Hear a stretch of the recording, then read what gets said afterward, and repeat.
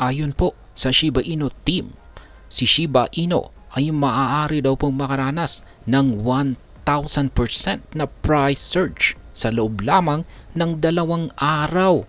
At yan po ang siyang ating pag-uusapan sa video na ito. Pero bago po tayo magpatuloy, ay nais ko lamang po munang bigyang linaw ang aking disclaimer kung saan ang nilalaman po ng video na ito ay hindi po ito isang financial advice. For education and information purposes lamang po ang layunin nito. Ayan, una po nating pag-usapan ang burn rate ni Shiba Inu. Ang burn rate ay ang proseso kung saan ang mga SHIB tokens ay permanenteng tinatanggal mula sa sirkulasyon. Sa madaling salita, kapag mas maraming tokens ang nasusunog, mas kaunti ang supply na natitira. Kung ang demand ay nananatiling mataas, ang presyo ng SHIB ay maaring tumaas. Kaya sa kasalukuyan, ang burn rate ni Shiba Inu ay tumaas at nagiging dahilan upang bumaba ang supply ng SHIB tokens. Pangalawa ay ang market sentiment or damdamin po ng market. Ang positibong sentiment or damdamin na nakapaligid po sa Shiba Inu ecosystem ay patuloy po na lumalakas. Ang mga developments tulad ng liquid staking protocol integration at pagtaas ng on-chain activities ay nagdudulot po ng kumpiyansa sa mga investors. Ang liquid staking protocol ay nagbibigay daan sa mga holders na kumita ng rewards habang hawak nila ang kanilang tokens. At ito ang siyang nagiging dahilan upang mas maraming tao ang mag-invest kay SHIB. At pangatlo ay ang kanyang historical spikes. Yan, or mga nakaraang pagtaas sa kanyang presyo. Si SHIB ay nakaranas po ng mabilis na pagtaas ng presyo sa mga nakaraan. Halimbawa ay mula po noong buwan ng February hanggang March. Yan, February 28 po yan hanggang March 5.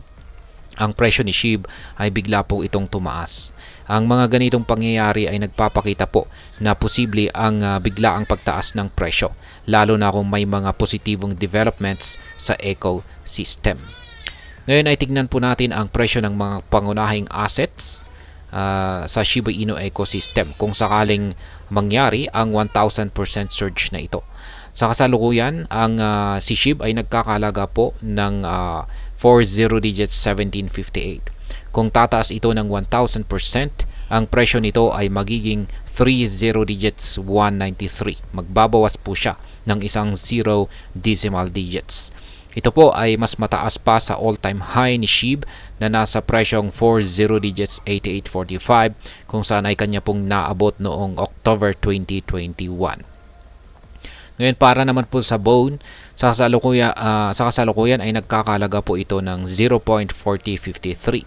Ang 1,000% na surge ay magtutulak po sa kanyang presyo patungo sa 4.458 or $4 and $4.458. Ayan, $4.458. Ang market cap nito ay aabot po sa $930 million na maglalagay kay Bone sa ranking na top 72 sa mga top cryptocurrencies base sa market cap rankings. Sa Lish naman ay sa kasalukuyan ay nagkakalaga po ito ng $258 at ang magiging presyo naman nito ay $2,844 kung ito po ay makakaranas ng 1,000% na paglago. Ang market cap nito ay maaring umabot din ng $297 million kung saan ito po ay maglalagay sa kanyang market cap ranking sa top 180 na crypto assets. Ayan, bagaman ay mukhang mataas ang mga numerong ito, may mga analysis na sumusuporta naman sa posibilidad ng 1,000% na price surge kay SHIB. Maraming mga speculators ang nagsasabi na ang meme coin na ito ay maaari pong umabot sa presyong 30 digit 17. Ang popular na market pundit or analyst na si Emily Universe ay nagsabi na si SHIB ay may potensyal na tumaas ng 10 beses sa kasalukuyang presyo nito. Ang technical analysis naman na si JD ay nagsabi rin na si Shiba Inu ay tataas ng 1,000% kapag nagsimula na ang altcoin season.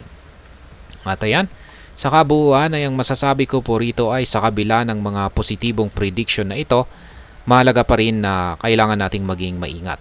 Ang mga kondisyon ng market, ang mga ugali ng mga investors at ang mas malawak na economic factors ay lahat may malaking papel sa paggalaw ng presyo. Kaya habang nakakainganyo ang optimism ni Madam Lucy, mahalaga pa rin na manatiling informed at isaalang-alang ang iba't ibang perspektibo. At ayan, hanggang dito na lamang po tayo sa video na ito mga ka-crypto. Sana po ay inyong nagustuhan ang aking paliwanag sa video na ito. Kung inyo po itong nagustuhan, pakiclick lamang po ang like button nito. Para naman po sa mga bago lamang dito, kayo po ay aking inaanyayahan para mag-subscribe. Pakiclick na rin po ang bell icon nito dahil ito po ang siyang magsisilbing notification nito sa mga bago kong videos na akin pong ina-upload sa aking YouTube channel na ito. Marami pong salamat sa panonood. Ingat po tayo lagi at God bless po sa ating lahat.